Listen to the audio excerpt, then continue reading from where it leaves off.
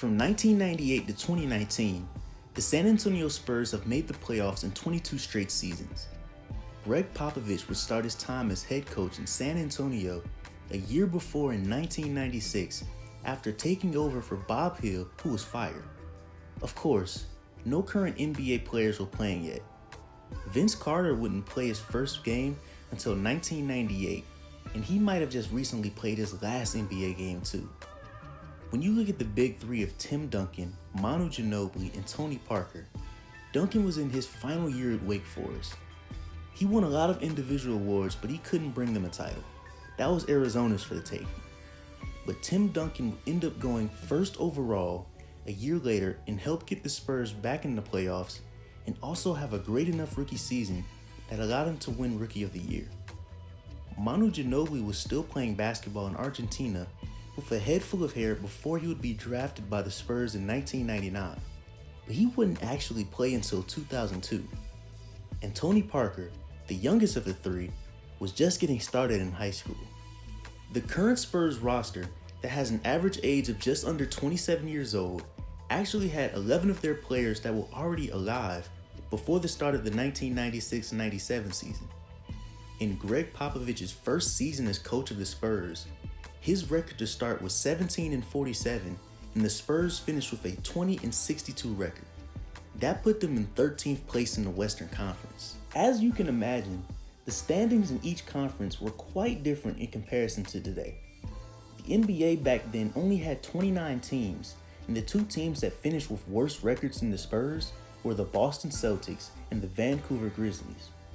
David Robinson only played 6 games and missed most of the season with a broken foot. Sean Elliott, who was also an All-Star, had injuries that kept him from playing more than half the season. Because of this, the leading scorer for the Spurs that season was 37-year-old Dominique Wilkins, who averaged 18 points and 6 rebounds over 63 games. He was the only player on the team that scored more than 1,000 points.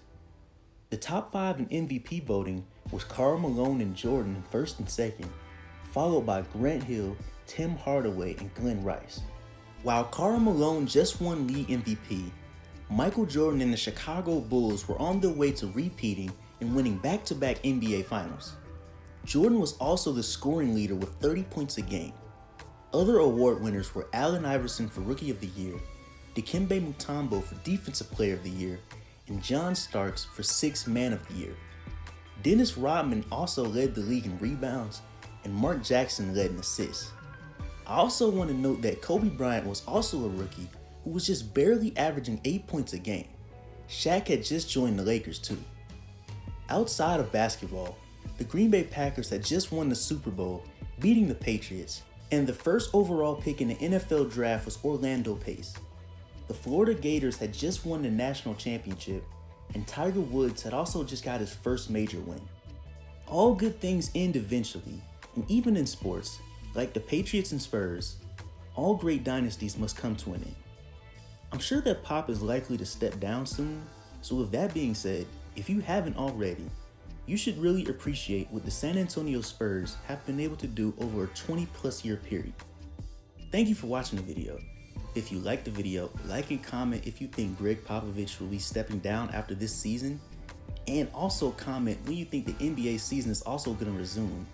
And if you like me, subscribe.